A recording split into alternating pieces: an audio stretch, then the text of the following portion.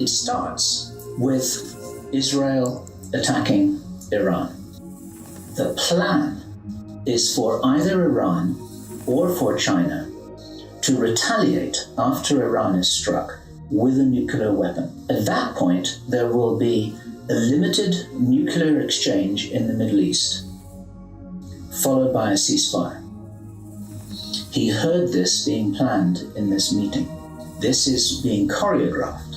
The idea is that as the world looks upon this with horror, then they will demand from their governments that there are heavy controls over travel, over communication, over people who meet, over people who protest in the streets. And because people will be driven into fear by this, they'll request and demand and insist on heavy controls from their governments, which will be justified.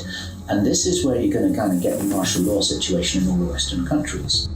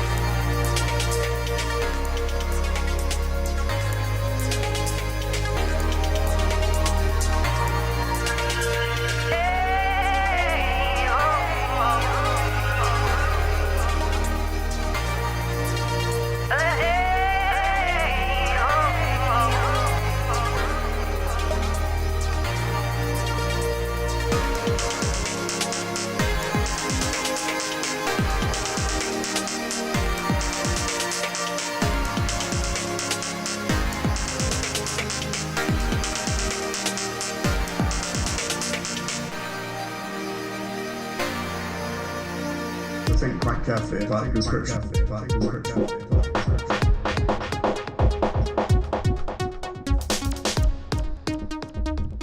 quite carefully about the conscription.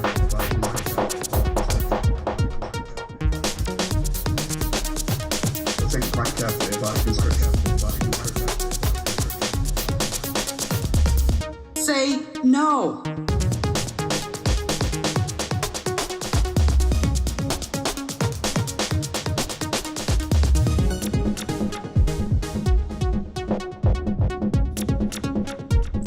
Male goes to war. The women will be left with subcultures.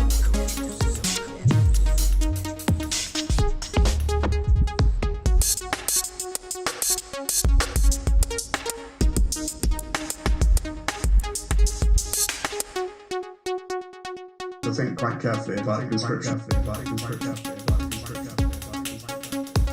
They simply say no.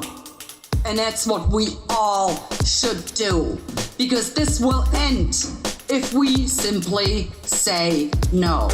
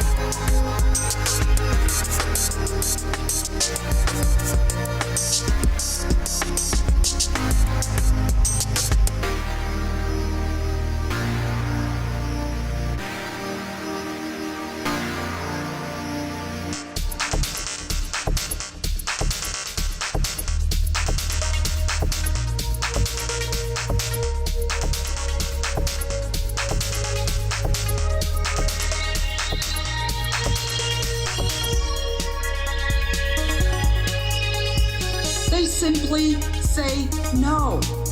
And that's what we all should do. Because this will end if we simply say no. And that's what we're here to do today.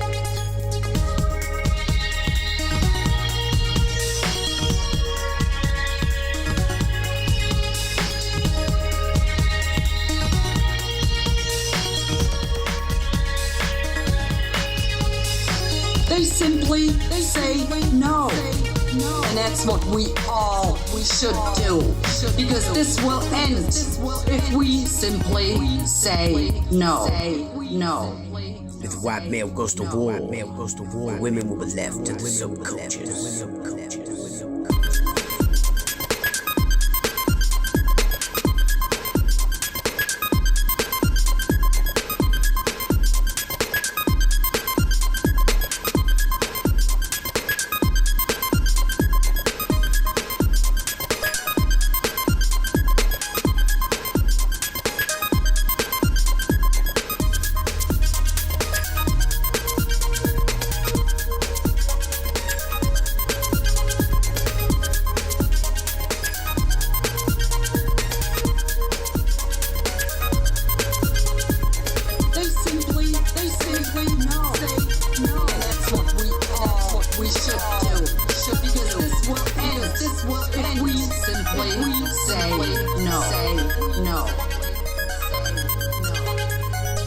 And this is where you're going to kind of get the martial law situation in all the Western countries. And then, he said, then the real war starts.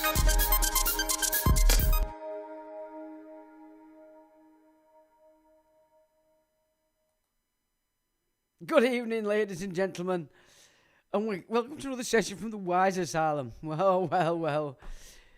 The infants are out in the playground again. Oh, what? Purim, Ramadan, massive alignment yesterday. You couldn't make this stuff up, could you? But they do, and they have, and they're off. I mean, I have to say, just looking into it as I have since yesterday, there's a lot of videos and images and such out there all over the show that are like 3, 4, 5 years old. And as yet, not many people have twigged it, but it does look like we're getting another cinema show of fake and false things that haven't really happened in this particular incident. But, most people are probably just going to swallow it up and let that excite them and trigger them to whatever. It's not good, is it? But then we knew this was coming a long time ago, did we not? And that tune is quite a couple of years old now. And I have to say the internet has done its best to suppress it, I have to say. X yesterday, when I was throwing it all over the show and saying it's a plan, well, my word, kicked me off and said, you're very naughty. You need to do this, and all that before we let you back. So I spent about an hour fanning around just to get on, because, of course, it is a good source for all the news outlets in respect of any major event. So I did need it just to correlate images, basically, and get a fix on what's really going on. So I did. I danced through the hoops and got it back. But honestly, what a shit show. The children are out and they're playing. It's just ridiculous, really, isn't it? I mean, look, straight away, what did he's done again? Off to Germany. Netanyahu. Now we know where Tommy gets it from. It's a strategy. Kick it off and then do a runner. I mean, I've seen him, little Tommy the Tit. He's run off, shit himself, and he's giving it the large on his platforms. He's still thinking that everybody still thinks he's a fucking hero. I mean, does anybody still think he's some kind of hero? He's done a runner, he's shit himself and run off, and popping it on from wherever the hell he is. It's just quite stupid, really. If people are still sucking into that fella, then on your head be it. What else can I say? But, yeah, I mean, he does like to set these off in a weekend on the old trumpet when the markets are closed. He does seem to, all these major events he does, it's always at a weekend. He's pretty predictable for that. I mean, it's just quite ridiculous, really, in truth. Stormers seems to be on a bit of a panic there. It's probably undermining all these little games that he's setting up here. Feigning to be back in Islam, of course, and being a Jewish guy himself. I don't think the Muslims have quite clicked on yet that actually the real runners of all this show, regardless of what position you're taking and what belief system you're into, it's all being run by the priesthood, the rabbinical Jews from the Second Temple. And that is a fact. And if people haven't woken up to the fact that Islam is a creation of the Carthaginians in North Africa way back in the day, and they removed what was already prevalent in North Africa back in that time, which was the god Hubal. And the Kaaba stone was the center of the worship with something like 167 idols around it. And this was the Moabites, the Nabateans from Jordan, who had formed this religion. And that was prevalent across North Africa into the Levant, and was a sort of separate entity to the tribes that followed the Mosaic law. So the Carthaginians, of course, are Phoenicians, or as we would know them today, rabbinical Jews, not Torah Jews, of course. And they, of course, played very clever back in the day. They started to infiltrate Rome. They failed by backing Sulla, but they succeeded in financing Julius Caesar. And Seneca was also a part of these Carthaginians. And, of course, he was the cause of the rebellion of the Iceni because, of course, Boudicca's husband had borrowed off Seneca. And it was when Seneca called in those debts that Eurosman was killed, and that kicked her off. But in truth, and this is again what a lot of people don't know because this is not the historical context, the Druid system, which in the main was run by the Brigantes, which was by far the largest tribe on these islands in the north of England, right up into Scotland and right down to Derby. That was the most powerful tribe. They were Druidic in their entirety, and of course, as we've discussed before, the Druids and Republican Rome were one and the same, having origin in the Trojan system before it was demolished by the fruit bats that had been kicked out of Egypt, the Hyksos. And so there was a relationship between the Druidic system on Albion and the Republican Rome. And this is why Cartamandua, who was the queen of the Brigantes, invited Rome in. Obviously, they were trying to protect what was in existence from the Carthaginian subversion, which really took off through financing Julius Caesar, and thus the idea of a Caesar became prevalent in Rome at that time. And of course, this all comes on the back of the destruction of the Second Temple, which was a Persian command center in the Levant, working with the Carthaginians with their port on North Africa to take control over the pivotal point of trade, which was the Levant, between Africa, Asia and Europe. That was destroyed by a man called Yeshua and Rome. Not Rome, the Church of Peter, but the original church that was set up in Rome, in a big part financed by Marcion. So, naturally, in losing the temple, they had to destroy its source, which of course was Druidic Albion. That's where it came from, because that's where it existed. And they initiated Yeshua and sent him back to the Levant to preach it. So this is the battle lines we've seen all the way through. That's not in historical record, but this is the way it was. Wilson and Blackie also help in that manner. Not quite to that degree, but they do give you a good insight into the fact that far from being mainly Saxons here on these islands, the biggest part of the tribes were actually Trojan. So again, mixed in with what they call Celts, but of course they weren't Celts. That's a very recent term. But the Druidic system, in the main, run through the Brigantes. So that's basically how the Carthaginians became classed as Rome, when in fact they're not. They were the subverting force from the time of Caesar and before. A failure through Sulla, but the success through Julius Caesar. And they created Islam in North Africa, and they used the stone that was worshipped by the followers of Hubal, and they formed this new religion around that, and that is the very stone that sits in Mecca in the tent today. So there is your controlling force of Islam, both Sunni and Shia. And, you know, one only needs to study the history of it from its get-go, and war, because that is exactly what it's been used for from its get-go. Now, of course, we have a big Muslim contingent on Blighty, and in the main, over 70 years it's took for them to install themselves into communities, and definitely not what you would class as the mindset we see in ISIS and such. However, and this is the kicker, and it's another method by which the Muslims that have been settling in the West have also been coerced into a falsehood, and that is they retranslated the Quran around 1920-21, and that is the Quran that you will find available in the West, and it sanitizes the Arabic. Now, the groups such as ISIS, ISIL, Al-Qaeda, etc., they're operating in accordance with the Arabic script, which isn't edited. And where in this current one you would find the word fight, in the original it's kill, murder, enslave, cut, chop, etc.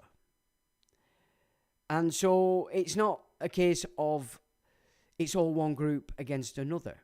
It is from the position of the priesthood, and ignorance has given them that ability.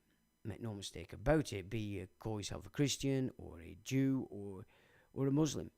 You're all being manipulated contrary to what it is you believe you are following on your own ignorance. And that is the fact of the matter.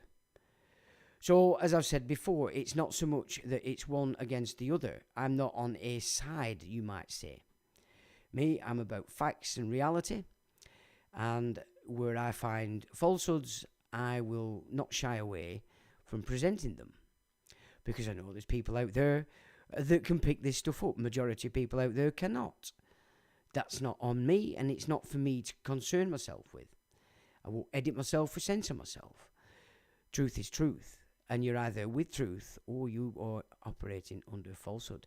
And that is your choice. Ignorant or nay, it is still a choice. So I'm here and I will present facts as I find them, as I've understood them, and as I've been taught them in the last 33 years that I've been playing on this path. And I know that many people are starting to understand the facts of the matter. So it doesn't matter which group you are following. But top of that is one particular priesthood, and that priesthood heralds out of Babylon, way back in the mists of time. That is the system that has encroached across the entire globe. That is the tribe that is running every religion. And you're looking at Palavicini, you're looking at Farnese, Orsini, Aldobrandini, specific Iranian origined power people, Persians, you might say. Now, that of course is an ancient time frame. Those nobles and elites have moved ever westward. So the Iran that we know today isn't the specific power base that we're speaking of when I speak about Persia. Iran itself has been under occupation by the Islamist tradition since 1979, when the Shah was removed.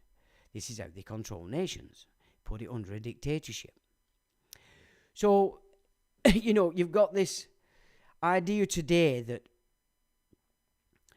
it's, and I don't think people have recognized it quite in depth as needs to be, and that is, when you're looking out there today at politics, you've got the paradigm has been closed.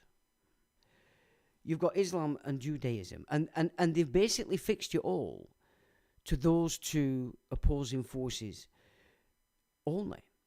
You've foregone your own politics. You've forgone your own religious origins, even, to the point that the only game on the table today, deliberately, is Palestine, Israel, which means Islam or Judaism. All right? And people are falling for this. Now, I'm not a Muslim and I'm not a rabbinical Jew. Okay? I am a white unkie, born on England. If I want bloodline tracing, we're going back to Ireland. Okay? But also England as well, on the father's side. So I'm none of them. And I haven't forgotten that that's exactly where I come from. So not being a Muslim and not being a rabbinical Jew, I'm not particularly interested in which one of them is the bigger, better and bestest. Because from my perspective, being born on a free land, neither of them come even close to what it is that was the foundation to the nation to which I was born into in this particular gig. So I don't particularly care which one thinks it's better, bigger or bestest. Because in my opinion, and truth of the matter is, neither of them come close to the culture to which I hold dear. And in that light, I will not feign from speaking in those terms. Now, when it comes down to it, as I've said before, it's the same force controlling both of those sides. And the sort of pinnacle theology that binds them is the Talmud. That's the binding theology between Islam and rabbinical Judaism. And it has no bearing whatsoever on the gospel. The gospel is the enemy of all things non-biblical. And I say that because the Talmud isn't a biblical script. The only tie that it's ever had is in the claim of the priesthood, that the Talmud is the oral law given by the Pharaoh, when in fact it was not. Judah fought 4 great wars against Israel because Israel refused to accept its God, because the only way they could access that God was through the priesthood offered up by Judah.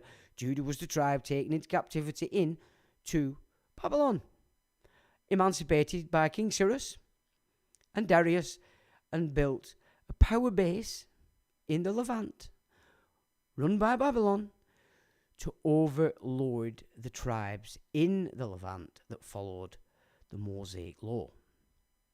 And it gets lost, because there's evidence that David, Solomon and Moses were Egyptian pharaohs. So the whole gig in that area that these tribes followed were in fact Egyptian, or part of civilization in the Levant that was part of the civilization on Albion, the Druid system, with Republican Rome, by the way. So Rome's been taken over for a long time, specifically when the Carthaginians put their own man on the seat of power called Constantine, and he set up a new gig in Eastern Rome, Constantinople, in opposition to the dualist Arian, not Aryan, Arian, dualistic philosophy in Europe and Albion. 2 completely separate ideologies, but of course, Crusades came along and an amalgamation was quite simple after that, because the Solomons reigned supreme, and instead of any of these temples of the Templars of the day being sanctified to Mary, Mother of Jesus, then it were all back to the rectangle Solomon, and Scotland was the base. That's Robert the Bruce brought them in. Scotland took over England, and here we are today. So, from my perspective, if you don't shake out of this paradigm that's been given to you, that you've either got Islam or rabbinical Judaism, that one's better than the other, think again. They are both left and 2 sides of the same coin, both of them. And it doesn't matter that they don't know that. That's their own ignorance. That's their failures to read their own books. That's their failures to be able to recognize whether the Sharia law that they submit to is in fact following the book.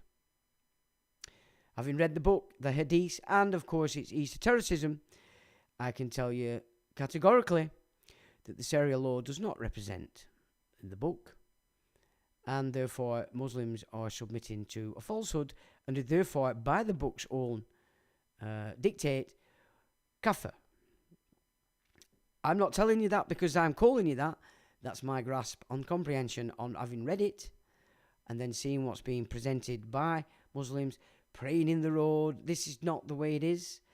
Covering your hair. When I read the Quran, it was pretty simple to me and clear that Muhammad was actually talking about covering the pubic hair. But that's got lost a long, long time ago, it would appear. The original Islamic dress was not to cover your face to a slit. It was a headdress or a veil, but not all this face covering. That is specifically an ISIS, Al-Qaeda form of dress.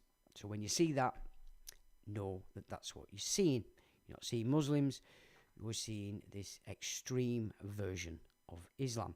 In the same way, when you speak to people that class themselves as Christians and then start to talk about Jews, you know that they are Zionists and they are so far away from any idea of what the gospel actually presents that it's quite scary.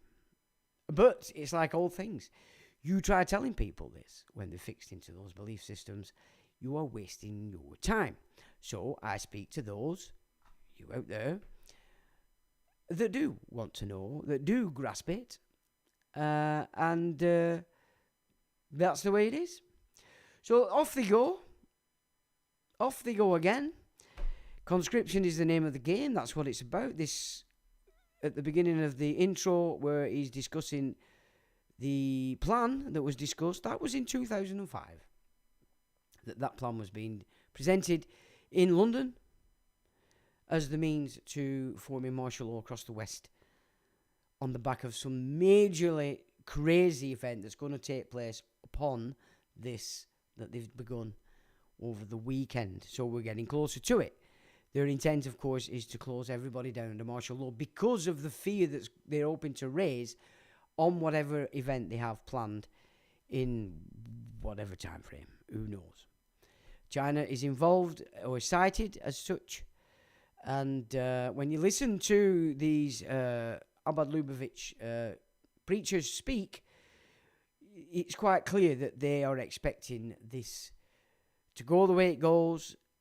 Muslims fighting Christians, then they both come together and attack the Jews, but then in comes China, the saving grace. Now, of course, you know, the last few years I've expressed by all any mean I can the importance of the exploitation system, which is the overriding system that the Noahide laws actually serve.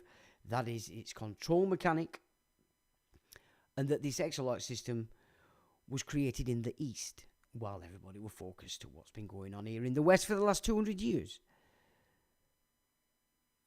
Okay, and that's your direct line from King David.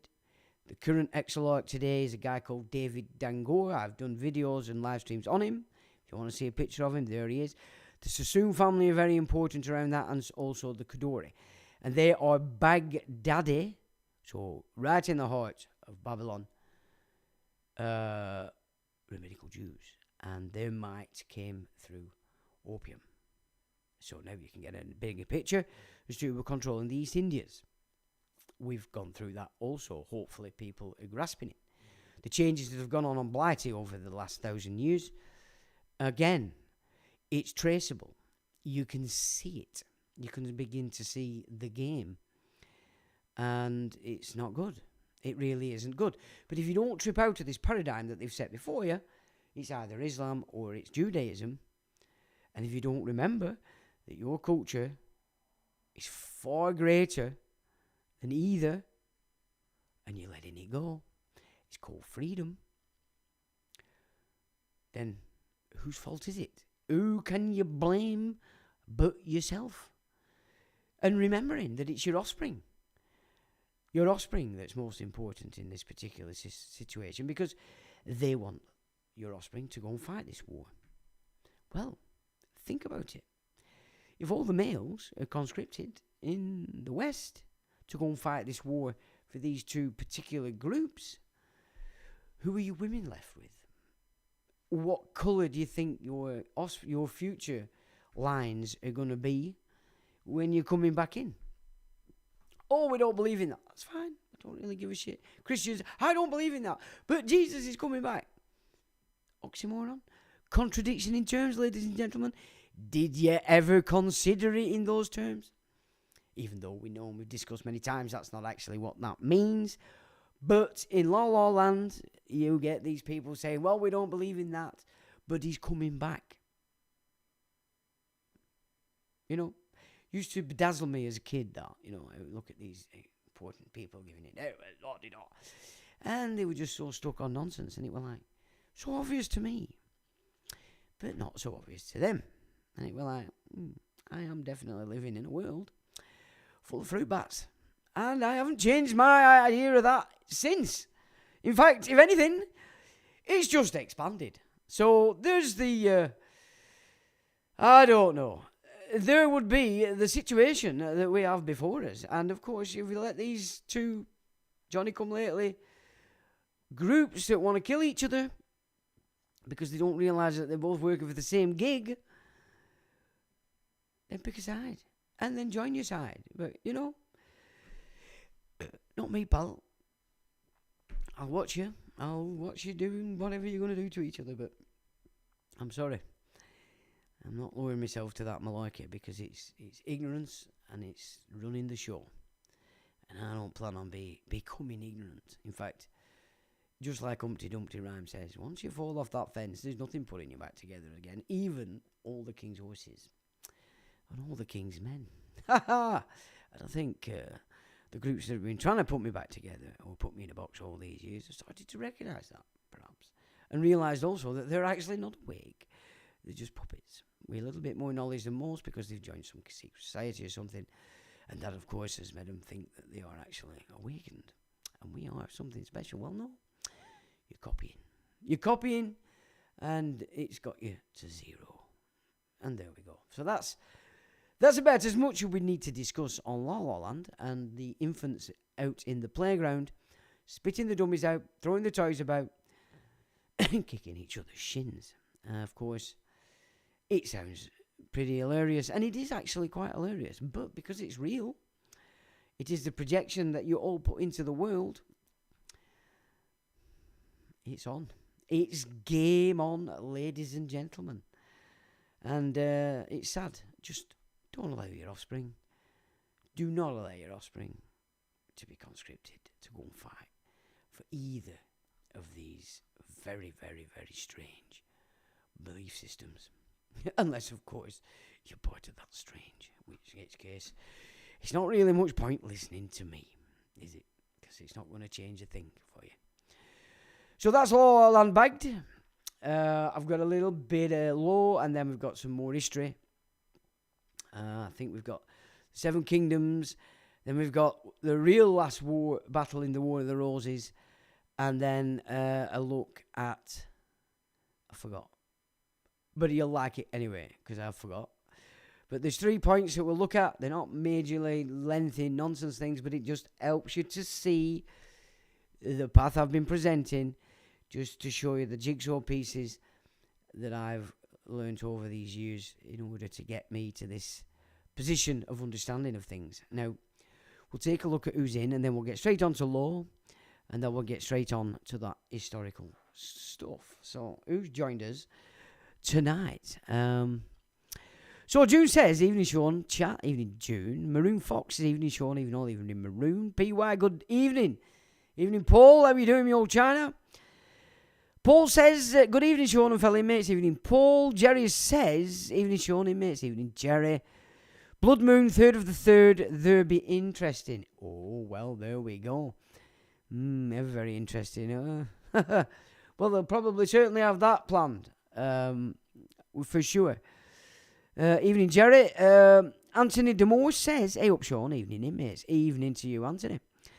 Ulick says, hey, Sean, chat. Evening, Ulick. Paul O'Neill says, evening all. Evening to you, Paul. Where are we? email says, where am oh, that shot up. Right. Right, so you're all just chatting. Okay, no worries. What's that say?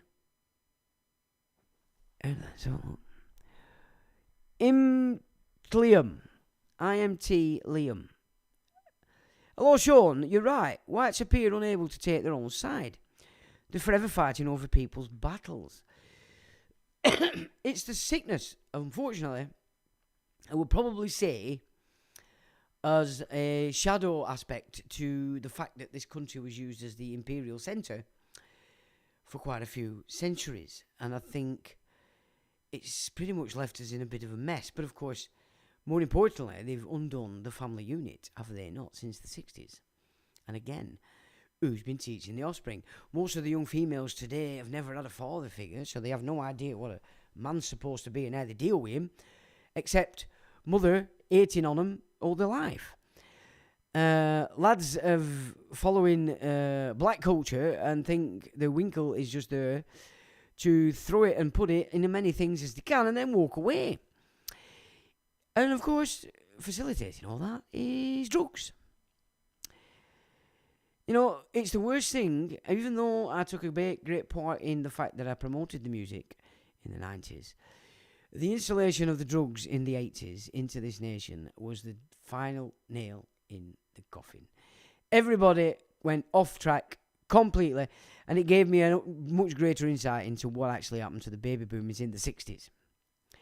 And it's basically created a generation today not fit to be dealing with all these rather virile creatures that are being imported in from all over the shop. It's a disadvantage. You know, when you experience all that love in the 90s, and now you're pretty screwed because it's not love that's surrounding you. Well, it's love from their perspective, but it's a funny kind of love. I think it goes with the RAPE kind of gig, or SLAVE kind of backdrop, if you get my drift. Where are we?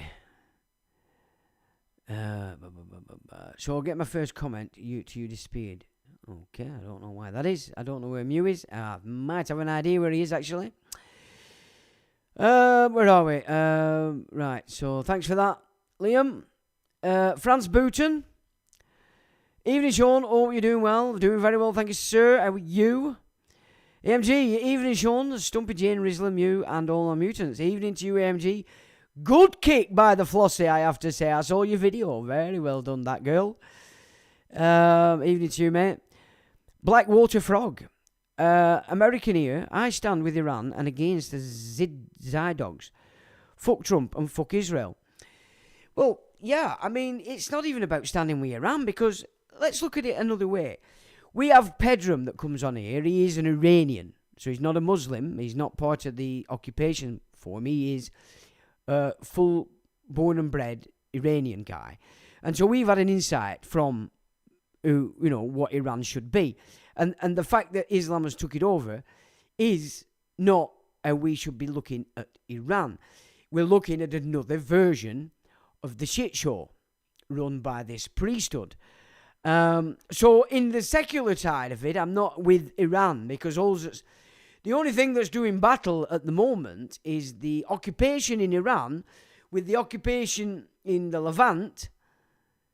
Yeah, it's like it's just all occupational forces having a spit and a spat, which has grabbed everybody else on. So, where are we there?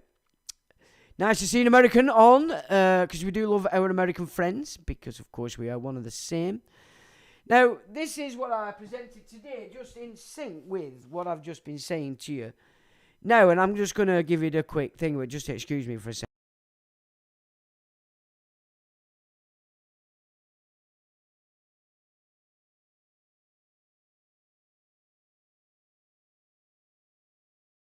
It's not very professional, of course, but sometimes I just have to blow my nose or I make some strange noises. So, reality check. And this is basically what we need to really get to grips with, and that is Iran, in its current form, has been under occupation by an Islamic regime since 1979. Okay, that's what they shoved on it when the Shah was removed, because the Shah, of course, wanted to keep his own mineral rights. Now, of course, Pedram has made it clear that he didn't like the Shah either. So even the Shah in those days over Iran wasn't what Iranians wanted. And of course, as Pedram says, it's Iranian people that are suffering that regime. Now, everything that's going on at the moment, you've got to keep in mind, is just that regime against Israel regime, yeah, against the regime that's controlling America, against the regime that's controlling Europe, the regime that's controlling Blighty, which just happens to be one group. Okay?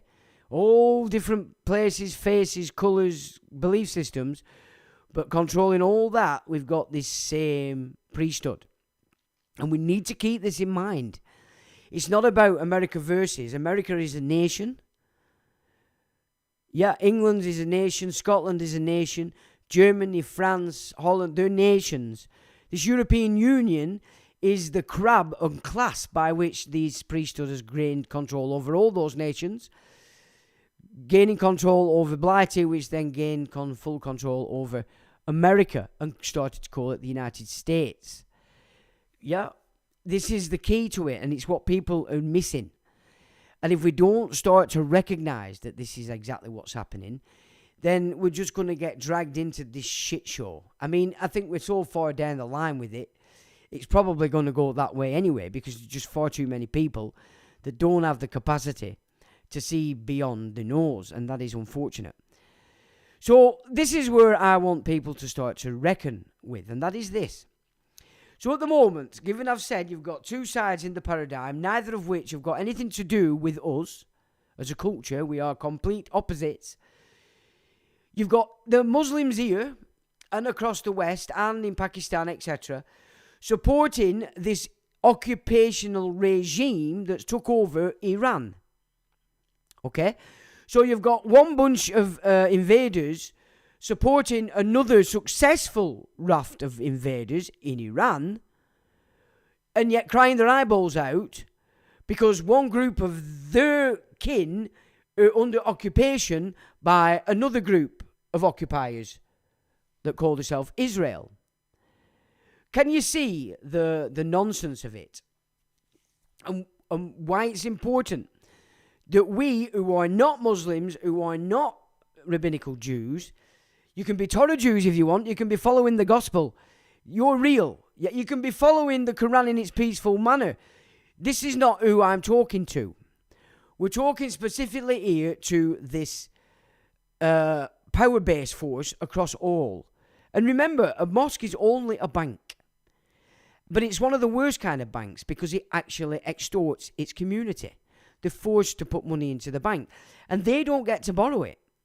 It lends it interest-free to its elites of the financial elites in Islam, interest-free to expand its capital. This is what people need to realise.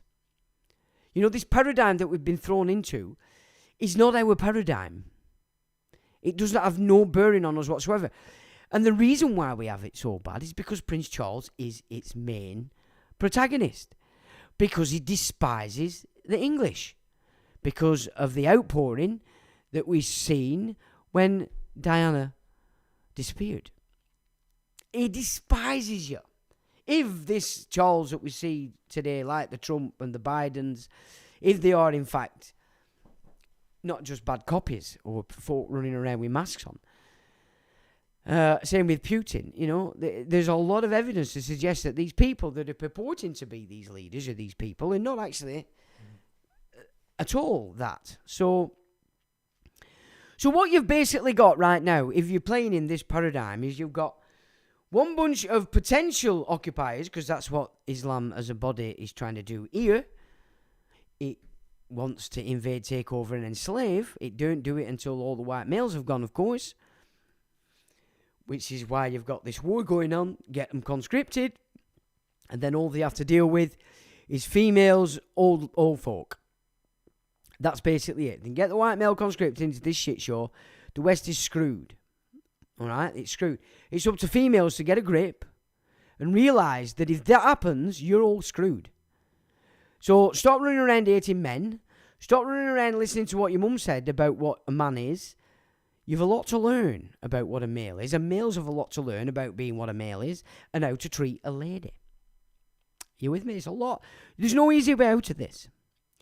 So at the moment, you've got a bunch of potential occupiers, because that's what they want, here, crying their eyeballs out because the other occupying brothers that are occupying another people are having a bad time. Okay? They're having a bit of a bad gig. They don't like it. They're crying. Dummies are being spat. Yeah?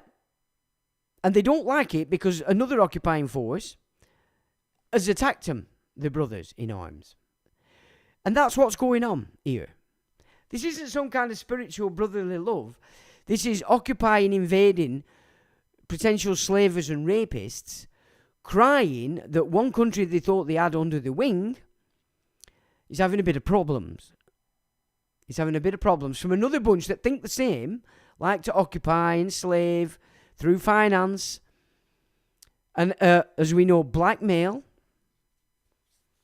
Have said, hey, we want to play. We want that power that you think you've got. You've got to start to see it this way. You're not seeing it properly. And so they're crying their eyes out about the occupation of the brothers occupying another country and striking their eyes out about the fact that another group is occupying another place that they think is theirs, that they originally occupied anyway. Can you see? It's an occupation slave mindset or empire mindset. Crying amongst themselves, and they want to get us to join in and go, we'll fight for you. Why? Well, because we've got the biggest toys. Or perhaps we did. And I just ended it because this shit matters.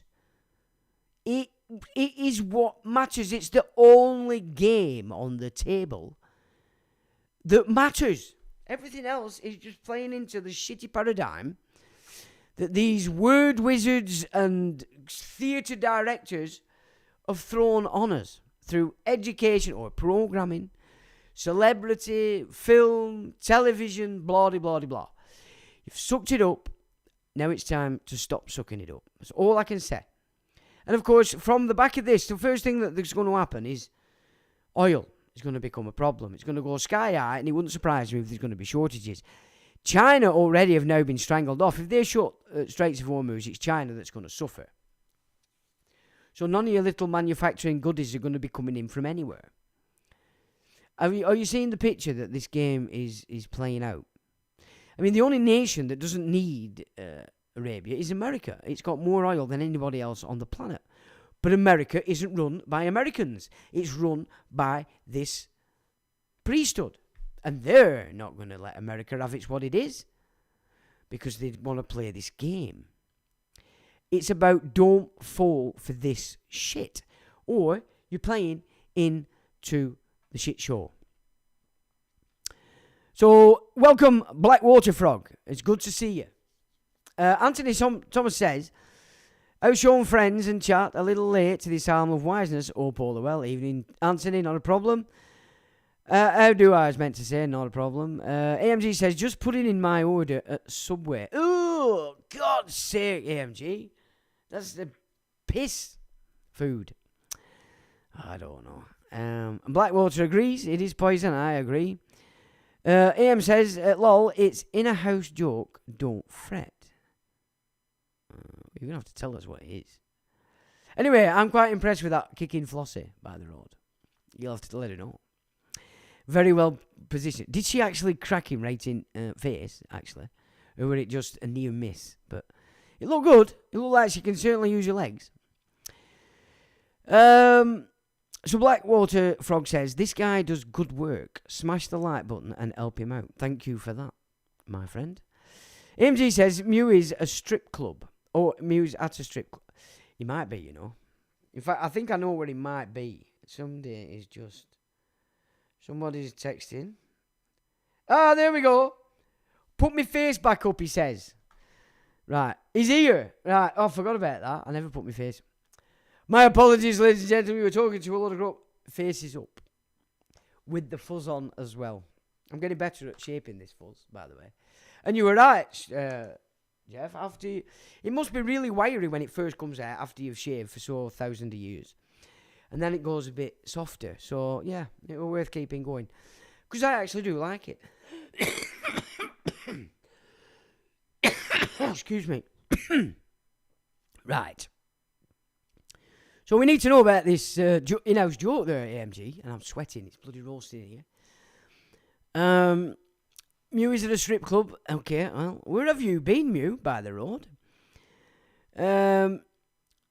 X has suspended me a dozen times and totally banned 2 of my accounts. Well, I had 30-odd thousand followers on mine originally, and they killed it. And that was before Musk took it over. I caused havoc on that Twitter. It was brilliant.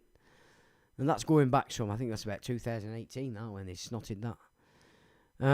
But yeah, it's gone shit. I mean, I've noticed now, there's filth coming up on it. I don't know how long that's been going on. Because I don't go on it that much. The video you did where you talk about Eric John Phelps was a great one. That's why I'm here. Right, yeah, well, I mean, I did read his book a long time ago, that. And as I said, you know, a lot of stuff that's in that book that I could source, fair play. But there was a lot of stuff in there that I couldn't source. And back then I was good at sourcing stuff. And the only source that it came back to was that book. So it did make me cock a wink. But again, and you have to point this out, very, very, very fire and brimstone mindset, wasn't it? Again. And we know that the Jesuits shifted and changed into something else after they were kicked out. And then were picked up by Catherine the Great, which of course means the priesthood. So whatever they've been since then isn't what they were originally, I have to say. And when you get the priesthood itself saying that the only worthy enemy to this group was the Jesuits, you can see clearly that they weren't originally the dark priesthood that this sort of priesthood would have you believe. Dark to them, of course, because they were potent. But I think we're way past that now, and whatever the Jesuits have become, they're certainly not operating in accordance with the gospel. So yeah, Eric John Phelps, yeah, that's going back some. I mean, I have used quite a lot of his stuff on some of my papers on the website, because they were written back then when I had my head into that stuff, but yeah, where are we there? Recycling Gestapo says, are you a Cavalier or a Roundhead? Well, I'm fucking no Roundhead, I'll tell you that now. I did like the Three Musketeers, so I'll probably, if I were to put me lads there, I'd probably be a Cavalier, to be honest. Because them Roundheads were just, well, what were they? Priesthood pawns, basically. I've got a lot of work on papers on the website about that, if you want to go into depth with it. But in 1922, I can't remember the Lord's name, but he stood up in the Lord's and he read out some letters that had been found between Oliver Cromwell and the rabbinical Jew guy over there in Holland. I forgot his name offhand. It's a while since I've looked at that. Very clear who were controlling the whole of that gig. But of course, as we've said before Cromwell, the game started with the installation of the Tudors, which we're going to look at tonight a little bit more in depth, by the House Stanley, who were operating for the House Pallavicini. So once they got the Tudors on, basically this England, this beautiful England, were basically being taken over by the Scottish elite, which of course were Solomon Templars pulled in by David I. En masse, all these Scottish names that people think are Scottish are actually not. The European Holy See puppets. Now, we have gone through that. We don't need to go through that. So, I'm just me. I mean, the only label I accept these days is life, because everything else just has connotations. And that's basically why life in the mix. Totally agree about the Kazars, says Blackwater Frog. Recycling says, the Mohel will look after you. Jews actually worship the remains of a Roman fort. Absolutely they do. That wall is a Roman fort. Absolutely, you're quite right. That wall they ump is not the temple. No, it's not. You're absolutely right there, my friend. MG says, Kicking Flossie did the business at Subway. Oh, got you. So you're at Subway. Anyway, tell her, well done that Kicking Flossie. I'm impressed. So, listening intently, I posted the Conscription tune first thing Saturday morning. IMG never used the Lady of the Night, and they were really cheap and stunning in the red light district in the Dam. I have to say, neither have I. I've never, ever done that. AMG, did she get a foot long or just give her a 6-inch? Okay, so it should be AMG, says me. Right, okay, enough of this nonsense, you bad uns. Let's have a look, where are we at? So, what have we done there? What else do I have to do? Well, this is some interesting things, because I've been listening to Radio Africa, or Radio 1. In fact, the other day, I was just busy skimming a wall, and all of a sudden, this rhythm come on, and I had this urge to jump out into the garden and build a fucking mud hut. And it were a Nigerian tune. I'm thinking, what the fuck's this going on in my nation? So, and then it come out, apparently it were a Nigerian gig, and bigging up by fucking Radio Africa, or Radio 1. And yet Nigeria becomes the first country to ban white and British models in all advertising, you racist bastards. We have 200 million beautiful people here, we will use our own. Well, that's fine, I have no problem with that. Just fuck off and stop coming over here. Is that fair? Of course it's fucking fair. So when you're bigging up this Nigeria people, this culture, blah, blah, blah, and then you listen to him going, my mum and dad sacrificed a lot. No, you fucking didn't. You came over on a fucking boat and were given fucking money for free. An house, central heating, and a fucking car. That's not a sacrifice, son. That's fucking promised land, fuck's sake. And these kids, it bothers me how our kids, our fleabags have been programmed with this fucking filth like it's something superior to our own culture. So there we go. You hear anything about Nigeria in the future, their fuckers are banning white and British models in all advertising. Well, fuck you, I say. Kiss my fucking ass. Okay? And get back to Nigeria, if that's your attitude. So that's another one that I just wanted to have a look at. Here's another. Putin fucking using African conscripts in his little war. It says Ghana appeals to Russia after losing 55 citizens in Ukraine war. Did Moscow respond? Ghana's authorities have demanded that Moscow stop recruiting its citizens into the Russian army after confirming 55 deaths, according to Bloomberg. And Ghana's foreign minister, Samuel Okudzeto Al-Blakwa, in an interview with Bloomberg, Ghana's foreign minister said Accra has initiated talks with the Kremlin to develop mechanisms to prevent the recruitment of Ghanaians into the Russian army, adding that there has been no response from Moscow so far. Scale of African recruitment. Concerns over the recruitment of African nationals into Russia's military have grown. Ukrainian intelligence estimates that more than 1,780 Africans from 36 countries are fighting on Russia's side. According to Abulapqua, 272 of them are Ghanaian citizens. Of those, 55 have been killed and 2 captured. Recruiters reportedly promised salaries ranging from 30,000 to 40,000 per year. Kenya and South Africa have previously reported repatriating citizens who signed contracts with Russian forces, saying they were misled about the terms of service. Ablakwa recently visited Kiev and met President Volodymyr Zelensky. During the visit, the sides agreed on the release of 2 Ghanaian citizens captured in Ukraine. The minister said they had been recruited by private agents who promised employment but were instead sent to the front line with Russian units. India has also reported recruitment cases involving its citizens. According to official data, at least 200 Indians were recruited by Russian recruiters to take part in the war against Ukraine, with at least 26 killed and 7 missing. What's fat-faced Putin up to, the bad un? He's a bit of a bad un, I think, aren't quite, that fella. Right, so we'll just do... we did common law last week, just to give you an insight into the real common law. And now we'll look at the legal fiction, because it's not as new as people think. It's just the way they formed it in this system today that's pretty shit. But we're even in Rome and pretty much cemented in English common law, you might say. So we'll have a look at the legal fiction. It says the origin of legal fiction was born from the idea that from a historical view, legal systems run into a problem due to the complexity of life. That if it was a necessity to metaphysically prove every aspect of life, administration becomes impossible.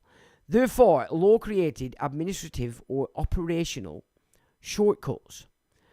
Legal fictions simplify adjudication to allow rules to be applied consistently. to make institutions predictable, to create categories that can be processed. Without fictions, modern administration collapses. They are found within Roman law and became especially developed in English common law. The point: when a system begins to govern primarily by classification, it becomes a system of effect. Not because law disappears, but because law becomes procedural machinery. Now, that is an absolute fact of current state. It is all about procedure today. They're not really interested in anything apart from procedure.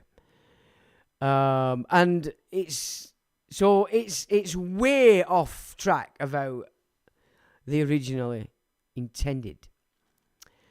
A legal fiction is not a lie. It is a legal device, a construct the court treats as if true for purposes of applying a rule.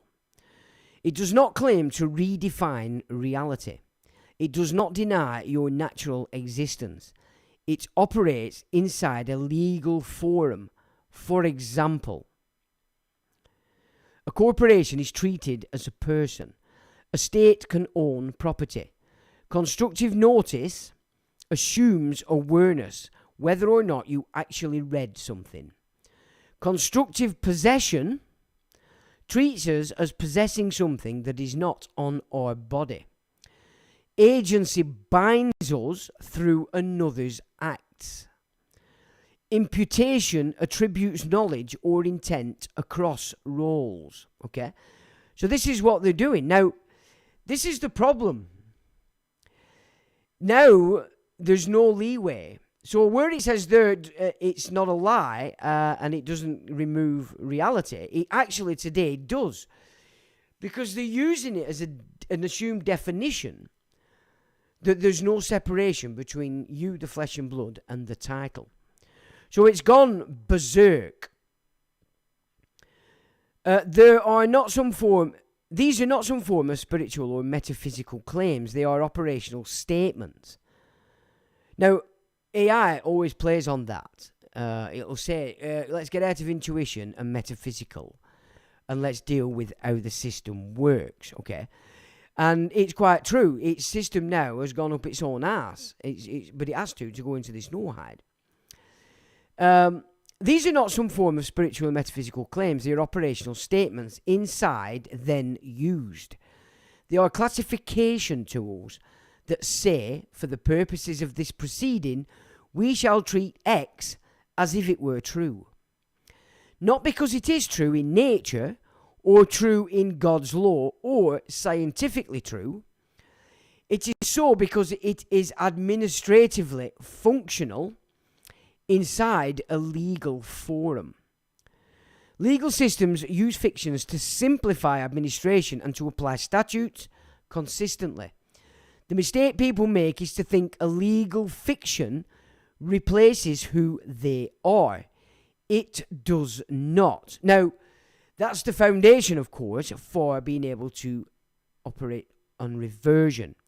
Now, what I've found again with AI is it's being contained fully in this statutory system now. It won't even entertain that you can move out of this system. And that's working in sync with how the courts are now working. You can clearly see these courts are not operating, even how they were last year. Things are changing, and they're changing quickly. It creates a defined status within a specific jurisdiction for procedural purposes. Understanding that distinction is the beginning of leverage. So understanding that distinction is the beginning of your ability to have leverage, okay? Now, I understand what that's saying, in truth, and it's not incorrect. Core distinctions. There are two planes of reality operating at once. A, natural reality. You are real, flesh and blood, a creation of the Father with unalienable freedoms. You are alive. You are not paper. And B, a legal forum reality. In a court or administrative venue, the system must decide what category applies, what rules apply, who bears the burden, and what remedy follows. So there you can see it really is on us to correct the standing, and a statement of comprehension or understanding would come into play on something like, or a statutory declaration, as I use, okay, as I've presented. But then you've got to be able to follow it through. Now, on the judicial review side of things that I've been looking at the moment, it's quite simple in relation to how the judges actually apply the jurisdictions to what's happened. But I'm not going to discuss that now because I'm just learning on that. I'm getting ready to put one in. Now, so before all the mishmash of things and things that changed, there were a description of England as it was divided in the Saxon time into 7 kingdoms. Okay. The map's not very clear. Never mind. Right, so if it's coming off here. So that's William Lombard's 1568 woodcut map of the 7 kingdoms of England in the Saxon times, as printed by John Fox in 1576. The earliest known reference to the idea that there were 7 kingdoms in pre-Viking England, what later became known as the Heptarchy, comes from Harun ibn Yahya, a Syrian who was likely captured around 886 CE at Ascalon, modern Ashkelon, Israel, by Byzantine pirates. He was imprisoned in Constantinople for a time before being released and eventually making his way to Rome. Harun's account, preserved in fragments by Ibn Rushd in his early 10th century book of Precious Records, includes a notable description of Britain. From this city, Rome, you sail the sea and journey for 3 months till you reach the land of the king of the Burgundian or Burgundians. You then travel through mountains and ravines for a month until you reach the land of the Franks. From there you journey for 4 more months until you reach the city. 4 more months. And the capital of Bartinia or Britain. It is a great city on the shore of the Western Ocean, ruled by 7 kings. At this gate of the city is an idol. A stranger wishing to enter it must sleep outside, unable to enter until the people of the city come to examine his purpose. They are Christians. It is the last of the lands of the Greeks, beyond which there is no civilization. The most striking detail is the reference to Britain being ruled by 7 kings. Excuse me.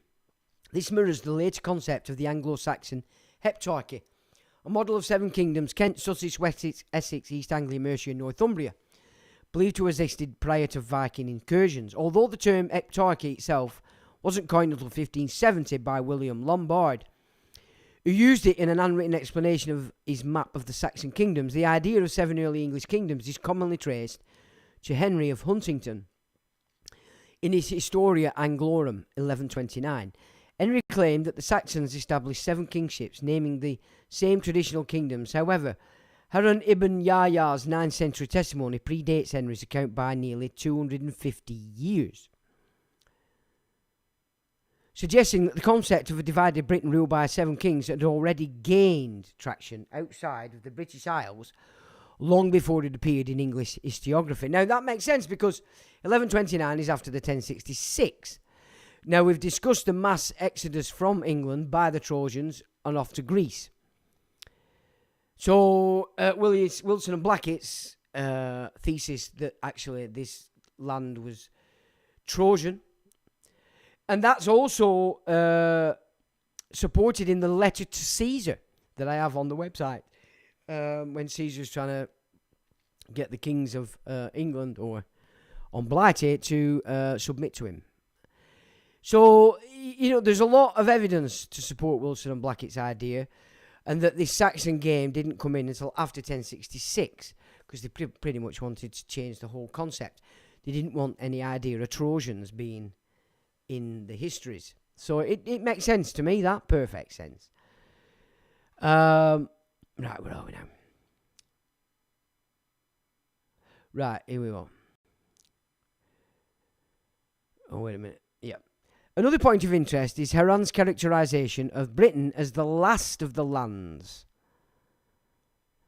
of the Greeks, in reference to the Rum or Byzantines. Historian Dunlop interpreted this as reflecting Heron's experience in Constantinople, and it likely alludes to Britain's former status as a Roman province, which had ended almost 5 centuries earlier. Source: Britain, the Byzantine Empire, and the concept of the Anglo-Saxon heptarchy. Harun ibn Yahya's 9th century Arabic description of Britain by Dr. Caitlin Green. So, that's that. Now, what else do we have? This is another interesting one. Because again, this weren't taught at school. The last battle in the Wars of the Roses, as Bosworth Field was, that's what people think, but that's actually not quite right. The last battle in the Wars of the Roses. The last stand of Swartz and his Germans. See now then. The last battle of the Wars of the Roses would say Bosworth Field, where Richard III was killed in August of 1485 and Henry Tudor took the crown. They would be wrong. The true final battle of what 30-year dynastic struggle was fought 2 years later in a field near East Stoke in Nottinghamshire on 16th of June 1487. And history has largely forgotten it ever happened. That suits Henry VII perfectly well.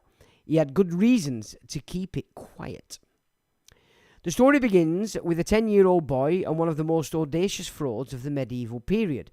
An Oxford priest named Richard Simmons had noticed that a young boy in his care, Lambert Simnel, bore a striking resemblance to Edward, Earl of Warwick, the imprisoned Plantagenet nephew of Richard III and a legitimate Yorkist claimant. Simmons began tutoring Simnel in royal manners. The scheme attracted serious backing when John Delapole, Earl of Lincoln, Richard III's own nephew and named heir, fled the English court in March 1487 and travelled to Burgundy and the court of Margaret of York, Richard's sister, who funded 2,000 battle-hardened German and Swiss mercenaries under a commander named Martin Schwartz. Lincoln had no illusion about Simnel's real identity. He simply saw an opportunity.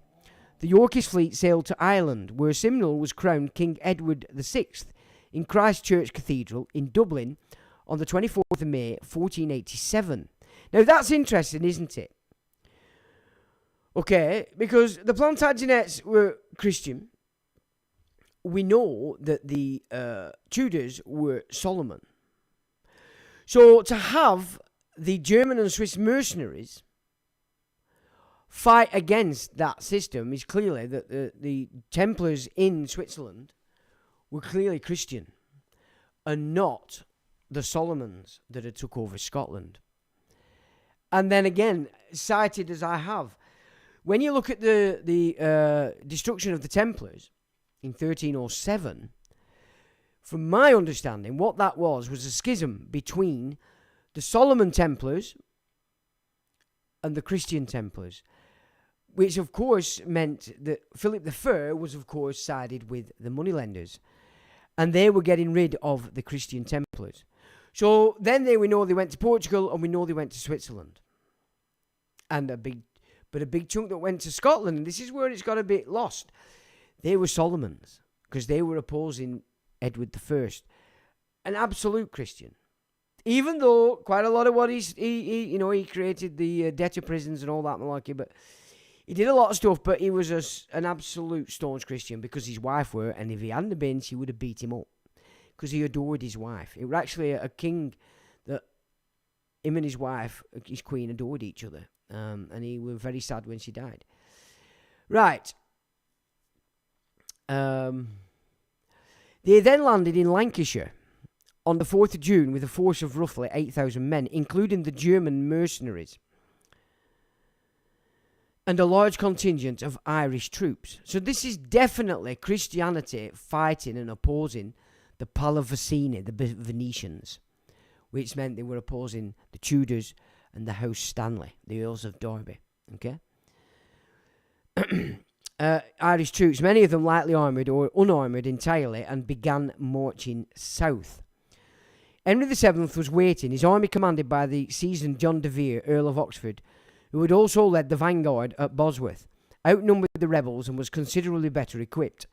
On the morning of the 16th of June, the two forces met on a ridge above the River Trent. Oxford's archers opened the battle, and the volleys proved devastating against the unprotected Irish infantry. Forced off the ridge and down the slope, the Yorkist army fought hard enough to push Oxford men back and nearly break them, but the Royal Reserves held. When the line collapsed, the fleeing soldiers were cut down in a hollow still, known locally as the Red Gutter. The Earl of Lincoln was killed in the fighting, Martin Swartz was killed, Francis Lovell, Richard III's close friend, who had already survived Bosworth, disappeared entirely, probably to Scotland, and was never heard from again. Around 7,000 men died that day. Lambert Simnel was captured. He was 10 years old. Henry pardoned him and put him to work as a turnspit in the royal kitchens. He was later promoted to the King's Falconer, and as far as the records show, lived out his life in royal service. Storkfield mattered enormously, even if Henry's preferred not to dwell on it. It killed the last serious Plantagenet military challenge to the Tudor throne. Lincoln, the man who had the strongest remaining Yorkist claim and the determination to press it, died on that field. Without him, future pretenders, including Perkin Warbeck in the 1940s, would find themselves without the aristocratic leadership needed to turn a rebellion into a real threat. Henry knighted 52 men immediately after the battle and created 13 new bannerets, a telling measure of how significant he understood the victory to be. The Wars of the Roses did not end at Bosworth with the king dying in a ditch. They ended in a Nottinghamshire field 2 years later, with a child pretender being marched off to peel vegetables and a dynasty finally, irreversibly secured. Okay? Again, this is not the histories you get taught in schools or colleges. Now, I presented the image of the monasteries, which is this image, but obviously I gave it in a rather bigger form so you could actually get a glimpse of it. But now, I just have to point out here that although he finalised the dissolvement of all the monasteries, it was actually an agenda that had been going on for quite a long time. So he didn't start it and kick it off, he just ended it and pulled in all the land that was associated with the Church of Yeshua, in order the Church of Peter could take full control over the Byzantine garbage. So, monasteries dissolved by Henry VIII, though we've seen that before, and that's just ridiculous amount of monasteries. Look at this. It's just outrageous. So it really was a changing of the real power base on these islands. Between 1536 and 1541, more than 800 monasteries, abbeys, priories and convents across England and Wales were dissolved by royal order. The closures followed Henry's break with Rome and his declaration as supreme head of the Church of England, but of course financed by the Pallavicini. The closures followed, vast estates, buildings and wealth were seized by the crown and later sold or granted to nobles and gentry. The dissolution reshaped the landscape permanently, leaving hundreds of ruined religious houses and transforming land ownership across the country. In the early years of his reign, Henry VIII demonstrated profound devotion to the Catholic Church. He considered himself a loyal filius ecclesiae romana, or son of the Roman Church, and practiced his faith with conspicuous regularity and fervour. Contemporary accounts record that Henry often attended up to 6 masses daily, and even during hunting excursions, one of his favourite pursuits, he made time for no fewer than 3. Okay, and that comes from Weir in 2001. So, that's what he was in the early years of his reign. His evening routine included participation in the canonical hours of Vespers and Compline, which he attended at 6 p.m. and 9 p.m. in the Queen's private chapel. At Easter, Henry took part in the creeping to the cross ceremony, crawling on his knees in an act of public humility and penitence, an expression of his deep religious commitment, which earned him a reputation among contemporaries as a genuinely pious monarch. This image of Henry as a devout Catholic, however, must be considered alongside the dramatic transformations of the 1530s. His decision to break from Rome, declare himself supreme head of the Church of England, and initiate the dissolution of the monasteries. See, he didn't initiate it. This is the thing. This is a fib. Marks a stark contrast with his earlier religiosity. This apparent contradiction has led historians to describe Henry's spiritual life as an emblematic of the complex interplay between personal belief, political ambition, and ecclesiastical reform. And this again is just, in my opinion, from my studies, is the shift from the church, we might say, of Paul to the church of Peter, which was the Eastern setup, or as they called themselves, Catholics. It's the Eastern Byzantines that were called Catholics, not here in the West. Now then. And there's reference, we, Alice and Henry VIII, King and Court, London, Jonathan Cape, 2001. Not quite a break from Rome. So this is mine, I think. The House of Pallavicini are from the Genoese. They financed the House Stanley, who in turn installed the Tudors and Elizabeth II. They sponsored the rise of Napoleon Bonaparte, the British Empire, the new Venetian Party of the North, and the House of Habsburg, the Habsburgs being the old Venetian Party of the North. Horatio Pallavicini and William Cecil, 1st Baron of Burleigh, 1520 to 1598. Chief advisor and close friend of Elizabeth I for 40 years. Dominated foreign and domestic policy in England and often overriding the Queen herself. Created English Secret Service with Walsingham, manipulative, engaged in many plots that should be with Walsingham against other courtiers and foreign nations. Uncle to Sir Francis Bacon.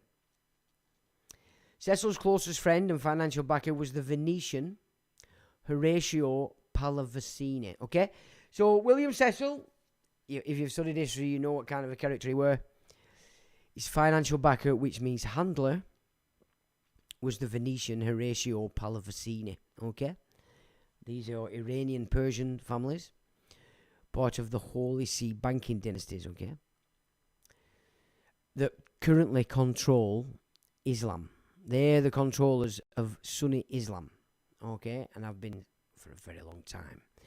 So the Pallavicini have had control on these islands since the 1400s, and they've also got control of Sunni Islam. So to them, whatever they're doing on these islands, they're still gaining the wealth, the power, the might. Nothing changes at that level, okay? Now, Robert Dudley, Earl of Leicester, major player in the Levant Company, which we discussed last week, and its predecessors, an intimate of Queen Elizabeth I, it is said. Sir Francis Walsingham, 1532 to 1590. Spy master for Elizabeth I, studied at Padua for 4 to 5 years, and worked on behalf of Cecil, so he worked for the Pallavicini. Close associate with Thomas Smythe, operated his intelligence service on the same basis as and in league with Venice. So Thurnham taxes would be very important in this mix as well. Sir Thomas Smythe, first governor of the East India Company, associate of Sir Francis Walsingham. Yeah? So just think back to what we presented last week. This is where it is. It's never been anything to do with England. This is a Scottish nobles, Venetian, Holy See enterprise. James Harrington, 1611-1677 rather, wrote Oceana, arguing for England to become the new Venice. And that's exactly what it became after the Civil War. Paolo Sarpi, now this is an exceptionally powerful player in this game. A leading member of the Ridotto Morosini, a one-time ambassador to the Vatican, corresponded with Francis Bacon. His protege, Fulgencio Micanzio, was a mentor to Thomas Hobbes, case officer for Galileo, considered to be the first empiricist. Sarpi's Art de Ben Penser was the basis for the works of John Locke, who formed a lot of how these parliamentary commonwealths should be. Francis Bacon, 1561-1626. Nephew of William Cecil, revered Aristotle. Between 1577 and 1580, he toured Europe, spending time in Italy, particularly Venice. Now, when I was studying all the philosophers, obviously you start with Plato, when it got to Aristotle, I could see that he were way off fucking track. He was nothing like, not Plato, Socrates. That obviously is the ultimate, you might say. Whether he were real or not, it doesn't matter. Whether that was just Socrates with an amalgamation of more older Athenian wisdom, which originated in Egypt, by the way. It doesn't really matter, but Aristotle went way off track. Now, Islam holds Aristotle in high regard, but I found him to be a complete twat. And he also was the teacher of Alexander the Great. So you have to keep this stuff in mind. You know, these are all, in my opinion, Persians, right? Between 1577 and 1580, he toured Europe, spending time in Italy, particularly Venice. He was a personal friend of Paolo Sarpi. His publishing agent in Venice was Micanzio, intelligent asset of Cecil and Walsingham, Lord Chancellor in 1618, leading member of the England Rosicrucians. So, Rosicrucians, see, shit show. Okay. Thomas Hobbes, 1588-1679, took his grand tour in 1610, disciple of Micanzio and the protégé of Paolo Sarpi. Associate of Francis Bacon, published Leviathan in 1651. 1688. Anthony Ashley Cooper, 1st Earl of Shaftesbury, 1621 to 1683. I don't know what 1688 is there for. A patron of John Locke, one of 8 Lords Proprietors of North Carolina who introduced slavery to America. So clearly, a rabbinical Jew. Okay. One of 8 Lords Proprietors, leader of the Venetian party until his death in 1683. Plotted to overthrow Charles II. Charles Montague, Earl of Fairfax. Top operative of the Venetian party. King William's Lord Treasurer. Oversaw the founding of the Bank of England in 1694. Okay, so you can see who all these people are. And you can see who William served. Organised England's first national debt on behalf of the Venetian party, reaching 20 million by 1696. Chancellor of the Exchequer, appointed Newton to head the English Mint and oversaw the Great Recoinage of 1696. In 1697 he became Prime Minister, succeeding Lord Sidney Godolphin, 1661 to 1715, who became Lord Treasurer under King William. Another crony, Robert Spencer, Lord of Sunderland, was named Lord Chamberlain in 1697, later acting as Secretary of State from 1708 to 1710. In 1707, Montague was appointed ambassador to Venice. And what else happened in 1707? The Act of Union. John Churchill, Duke of Marlborough, Captain General of English forces in the War of Spanish Succession, ally of the Venetian party, key controller along with his wife Sarah of Queen Anne, under whom the 1707 Act of Union was commissioned. Enemy of Leibniz, Swift, Harley and the pro-American development faction. Proponent of permanent war doctrine in the War of the Spanish Succession. Doria family, Spanish Habsburgs, and Giustiniani, Venice of Genoa. Okay, so again, just more data that supports what it is I've been bringing to the table, which is reality, not revisionist. All the shit show that everybody thinks is real is the revisionist. Now, I do have another. When Turkey destroyed its Christians. Now, before we do that, I'll have a see who's what you guys are saying, and we may leave this till next week. But this is another thing that people need to understand about the Turks. Not only did they pull together Sabotage Evi, you know, the theology of do sin to bring in the Messiah, which then Jacob Frank took the mantle.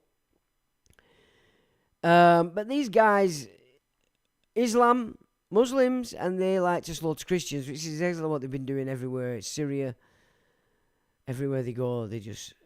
Well, they kill Muslims as well, you know what I mean? They're demented, basically.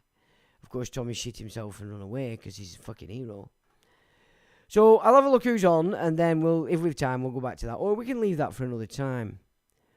All right, so you've got a few going on here. Right, John Felt, okay. So, yeah, done that one. Yeah, it is a Roman war, you're quite right. Kicking Flossie did the business. Subway, yep. Okay, so, okay. She's at everything. Have you been where I think you've been today to pick up? Me old China. AMG says, she had everything I could give her. You showing off now? Hey up, Sean and all, says Ed Freedom. Evening, Ed. Alex Mort says, approximately 200,000 Nigerians entered the UK in the last 2 years, really? Right, well, they're racist bastards. So if they're trying to play up this big idea like, show them that. So there you go, pal. Change that shit or fuck off. You know, it's so garbage. And you've got all this black culture giving out all this garbage to make them think they're amazing. And then you listen to Radio Africa or Radio 1. I kid you not, I was skimming away and all of a sudden this rhythm come on and I had this urge to jump into the garden and build a mud hut. I couldn't fucking believe what I'm hearing. And these DJs on Radio 1 bigging up this shit. You see, what bothers me is our kids are being pushed. This stuff's being pushed on our kids. And it's not right. I don't like it. And I'm not going to accept it for no fucking love nor money. In fact, I might even write a song and parody all these fucking assholes that they're putting up because the lyrics are so inbred, infantile, demented, but this is what they expect our children to think is good. And it pisses me off. So down the line, I may create a parody of all these so-called African fucking artists that Radio 1 pushes because they are shit. And Stormzy is by far the dumbest piece of shit I've ever understood. He's crap. And they're giving him every accolade you can go for. Yeah, tells you everything you need to know, really. Even Sean says, Alex. Paul says, Ireland is looking for African conscripts to join our military and get citizenship. Really, all lockstep. Okay. Maroon Fox says, if they get citizenship, then they can be bonded and financed accordingly, I would assume. Well, it's new estates, they need to create these new creditors. Jerry says, they're doing that when they arrive, people's numbers and ID, medical housing, schooling. We're not going to get anything to get rid of this monarch. This monarch and his son need to never, ever take the throne, because they haven't anyway. And any talking head that classes himself as a politician, councillor or what, these are the people that are that pathetic, they're not fit for purpose, and they're not doing the job. Okay? They're not doing the job. And they've all oath to this title, King Charles III, remember.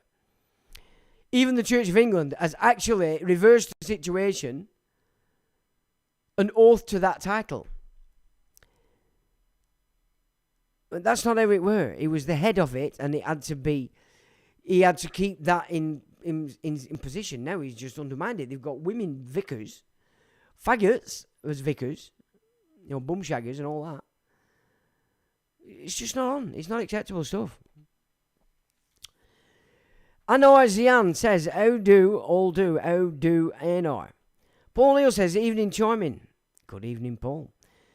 Who's chiming? Have I missed something? No. Okay. Who's chiming? Alright. I missed something. So somebody's called chiming. Oh, I have no idea. Is that Anor Zian? Okay. Jerry, number one crown, it's usually me. I barely spoke, says Jerry. And we got a mouse. Recycling Gestapo says red or white. Are we talking dragons? Well, my enemies call me Merlin. Just so you know. Like I say, I'm neither or. I just am life. And in my opinion, I stand above it all. Black or white, says Reese. Huh? We're talking about the Egyptian chessboard versus the shit show black and white chessboard. I don't know what you mean, mate. Dark Ages. It's pretty dark now, says me. We have a Plantagenet settlement here in Canada. Really, do you? Well, we have a Plantagenet aficionado in our friend. Oh my God, I can't forget his name. Ivan Talbot. Although the Talbots were one bunch called the Immortal Seven, so we have to be careful. I do like Ivan. He's a lovely chap. No, Sean, chat tomorrow. Okay. So, where have you been then? You were on at the beginning. That's disgusting. I had no mod. Oh, no, Paul, we're on. No, we're on it. Right, well, I can't be asked to do this Turkey Destroy, but we'll do this one next year. But let's not kid ourselves that the Turks are good eggs. They've slaughtered. And not just the Armenians. Yeah. So we'll look at that next week. Because I think I've chatted enough. It's 37, so that's groovy. Any questions, ladies and gentlemen? You want to discuss? Have I got any more images? I don't think so. I think I've gone through the images. Just let me check that there's no more images that I could put up. Are there any more in here? Yes. The castle doctrine. Now, of course, if you want to be wondering whether you could protect your home, your land, yourself. The castle doctrine is an ancient common law doctrine stating that a private natural persons have no duty to retreat in their home, or castle, or abode, and may use reasonable force, including deadly force, to defend their property, person, or another, outside of an abode. However, a person has still no duty to retreat, if possible. Give fair and just warnings before using deadly force. Okay. Now it's using person. So, on procedure and law and rights, you can use this. It is an English right. Okay. And you can even use it in the realm of personage. Okay. The evolved version, now known as Stand Your Ground laws, same as the above of ancient laws of England and its people. No man is above another. No man is above the law. All are equal in the eyes of the law. All have equal value and in substance. These are all our ancient laws, customs, traditions, beliefs, and way of life, thousands upon thousands of years, upon which our own native land, Britain, and many have forgotten. True they truly are, and all their birthrights to liberties and freedoms. Well, liberties, privacy, and the right to live free without any interference from others. Yes, we do. This is the law of the land of England, Wales, Ireland, and Scotland, and all Commonwealth countries worldwide. So that includes America, Australia, Canada, New Zealand. Okay, and a lot of these islands all over the shop. So we do have a right, and given these courts today, as we know, are just not operating correctly at all. You've just got to keep the record of they've done, what's been done. And then it's really all about judicial review. Forget your appeals. There's too many rules on appeals. 30 days, blah, blah, blah, blah. The judicial review system is much better, which is what I've learned in this last month or so. And I'm now formulating a judicial review claim. And I have to say, it's interesting because I've also... Forget thinking how we see it and how we believe what we know. How do judges see it? What are they looking for? What are they operating from? What do they not like and what do they like? Which, if you look at that legal fiction that we put up earlier, you're starting to...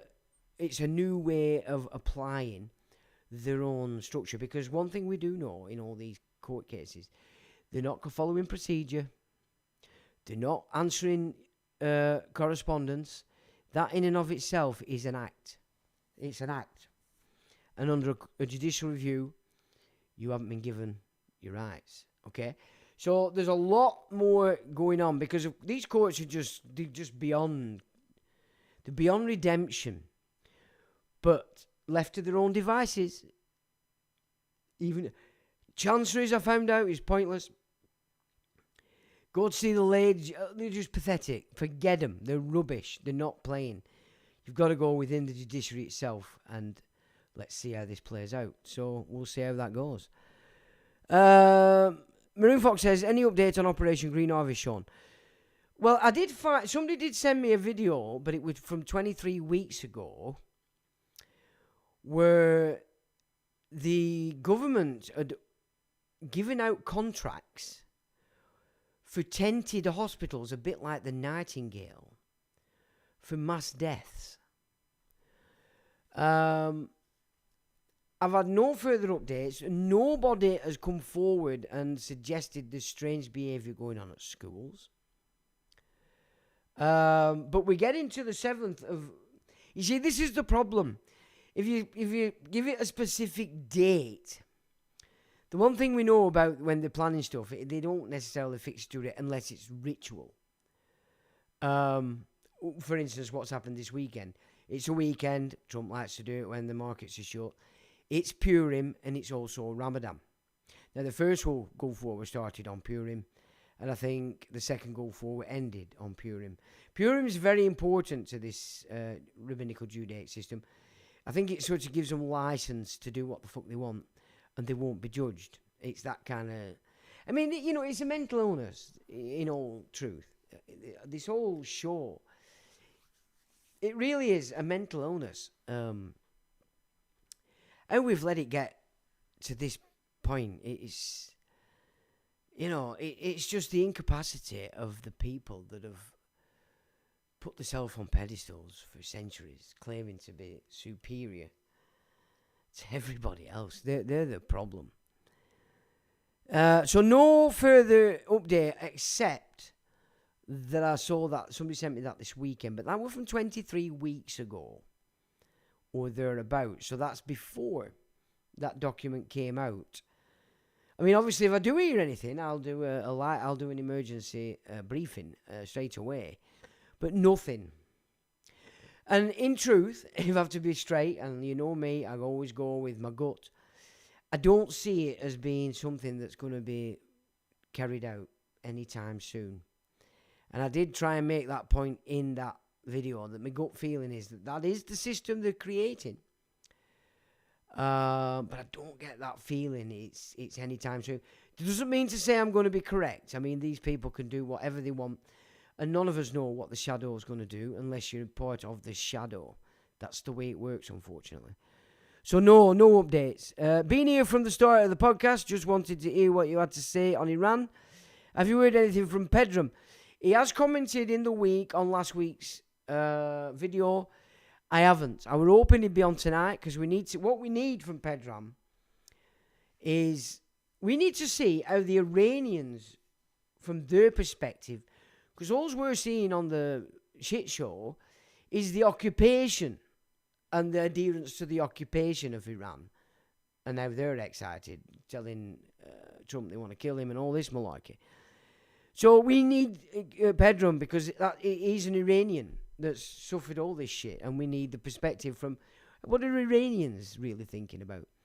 Which takes me back to what I said at the beginning. Do not get fixed into this idea that, you know, these Muslims here that are decrying what's happening to a branch of an occupying force that seems to be tied to them in Iran is suffering all the while, striking their eyeballs out about another force occupying Palestine. You know, how pathetic can you get? It's pathetic, but that is the way of the empire, isn't it? The empire mind. And again, they haven't worked it out that they are the empire. It's the empire that's moved them all around as immigrants. It's the empire that's giving them the money because they've co-opted all our states, as we looked at last week. The colonization of nations has been through the merchant class operating the East India companies. So the new supreme leader in Iran is pro-nukes if they exist. No, nukes do exist. I know there's a lot of people who don't believe they exist, but they do. Maroon Fox says, government has changed acronym from Marburg, MRV, to Marduk. Well, I mean, Yeah, I mean, they could do something with these towers and then blame it on some kind of biological. Because the one thing, so way back in the day, David Cameron was Margaret Thatcher's little hench boy. And she sent him off on an adventure seeking out these 3 missing nuclear weapons. Now, this involved South Africa at the time. And this is at the time when it had been decided by Israel through the American lobbies that South Africa were going to be handed over to the blacks. And this was based on after a meeting in Somerset House in 1988 with Nelson Mandela, where he was offered the position to take on leadership, and he took it. So the South Africans were doing everything they could to try and prevent that. And what ended up happening was Israel didn't have the place to build a nuclear weapon, but they had the technology. So they ended up building one in South Africa, in one of the South African military bases. But there were 3 went missing, and Cameron was on the hunt chasing that. But at the same time, there was data coming out about these Iranian suitcase dirty bombs, biological and nuclear. And there's been recent stuff I've looked at where they're saying there's something like 100, but this is coming out of Russia, by the way, missing. So they're all chasing these missing nuclear bombs. But of course, when I was studying all that back in the day, what was clear to me is, in the same way that in America back in the day, in the 40s and 50s, that the secrets groups took over the American system on the fear of extraterrestrial interactions, and that only the secret group could actually carry America through it, basically handing over the political powers to Kissinger and his what he represented, which is the Chatham House and RIIA and CFR and this bunch. So in America, they used the extraterrestrials in the 50s to take over the mechanics of state power. And in Europe and here, the mechanic was these missing nuclear weapons. So that said, and now they're raising it again about these dirty suitcase bombs, biological and others. It would be the perfect excuse, would it not, if they were to start playing with these towers? Just a thought. But no update. And in my gut, I don't see that taking place. But now we've got this on.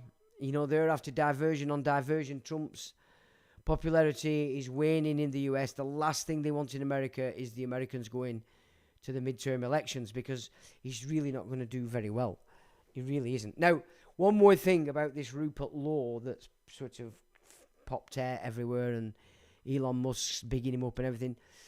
The rhetoric's fine. It's what we all want to hear. It's what we all want to see implemented. But let's just look at the situation. They're not ready yet to unleash the right wing, as in Nigel Farage's reform. Because the plan is to allow Muslims to act like spastics here, as though they've got power, yeah, and start throwing this fucking Sharia law about everywhere, yeah. Telling people they can't eat non-halal and girls, they have to dress like this. They really have to piss us off before they're ready to launch the right wing on this nation, okay? That's what they're trying to do. So they're going to allow the dumb fucks to believe they've got power and that it's a good idea for them to start talking the shit in a white honky's land, all right, before they're ready for that. So what I think they're doing is, in order to make sure reform doesn't get any power in these elections right now, they've divided that up even. So that now you've got half of that group will go with law, half, so it won't have any bearing or won't have any seats anywhere. So that's how I'm seeing the political moves that are going on in relation to reform and this Rupert Law guy. Yeah, they're not ready. They have to let Muslims act like what's really in their eyes first, to the point that that's when white honkies say, right, we've had a fucking enough of this, and then everything changes, I mean, everything's fine, but the day that they all start running around telling us that we have to be this and have to be that, you watch things change in a fucking instant. You just watch it change. Because being an invading force, the spiritual law is on your side because you were in defense. And we've just gone through the castle doctrine, have we not? So, soldiers out there, this is where we're at, guys. You need to keep your minds together. As I've said to you, don't start grouping up online and this shit with phones and all that, because they'll be watching and they'll just put plants in. This is a gut psychic game at this present time. See what's going on. Clock all these groups. You know, like I said, if there's a woman walking around as a ninja, that's ISIS. See who her husband is, see who her brothers are and her dad. Then you know what you're dealing with. That bunch are operating at that level. The majority of Muslims that I know are not interested in that shit show. They'll get dragged in by default because it's a hive mind. But in general terms, it's not all Muslims that are playing this game. This is specific groups that are backed by intelligence, funded by intelligence, and they're getting their intel from intelligence. So they are already a capacity. They've got capacity. So you guys out there, soldier minds, this is how you think about it. You know, it's a psychic thing at the moment. Choose your crews wisely. You don't want any assholes, people that are a bit iffy. And make sure you've no fucking grasses around. And then just be ready. Because it's coming. And you can see with this Rupert Law thing, this is exactly what they're doing. Divide the reform so it doesn't get power too soon.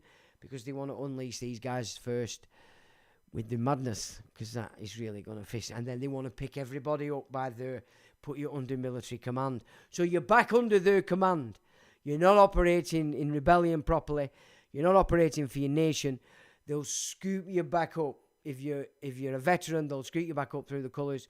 You can already see them playing that game with these, claims they're giving you. All this, it looks like they want you now. They're looking after you. They're all sad and sorry when they didn't really give two fucks about you.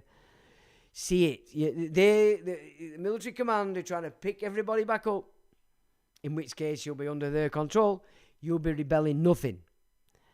You've got to think like a soldier. If you're a bit more than that, think of strategy and see the way that this game's going, because it's the only way you're not going to become just another tool in the machine. Right, what have we got there? The chat with Trine about how the Iranian people feel. Give her a call. All right, thanks for that mute.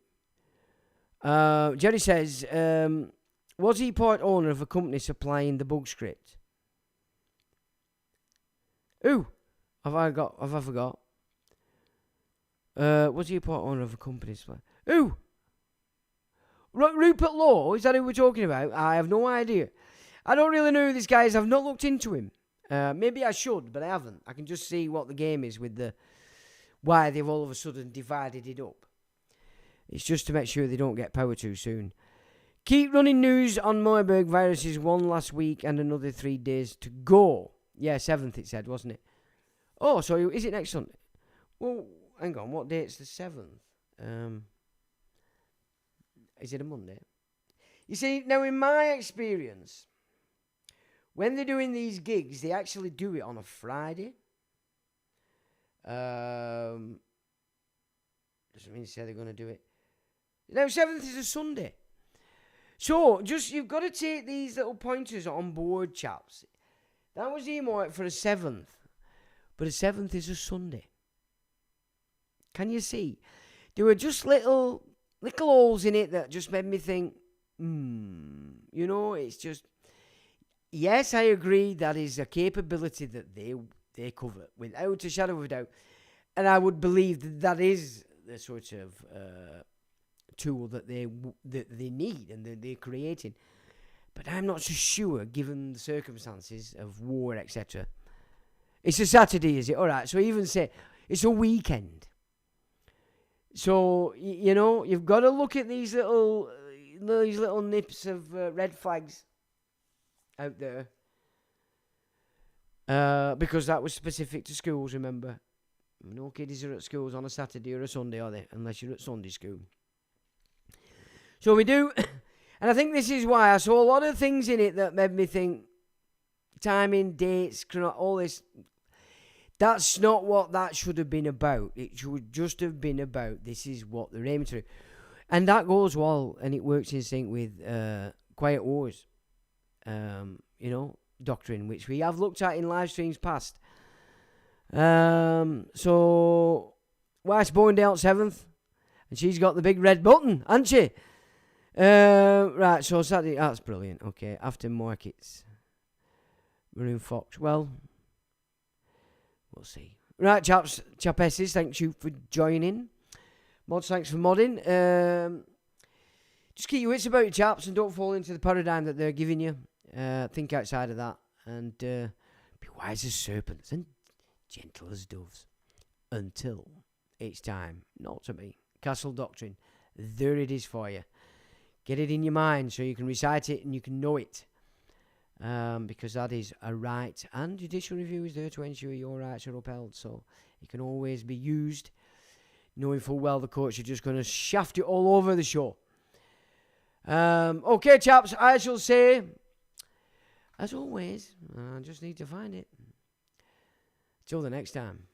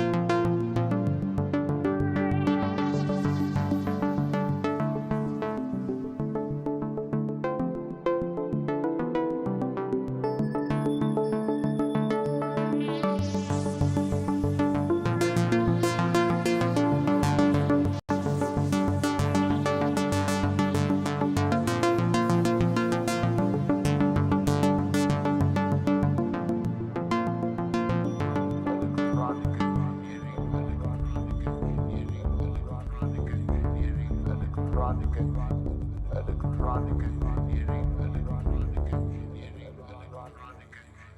electronic engineering.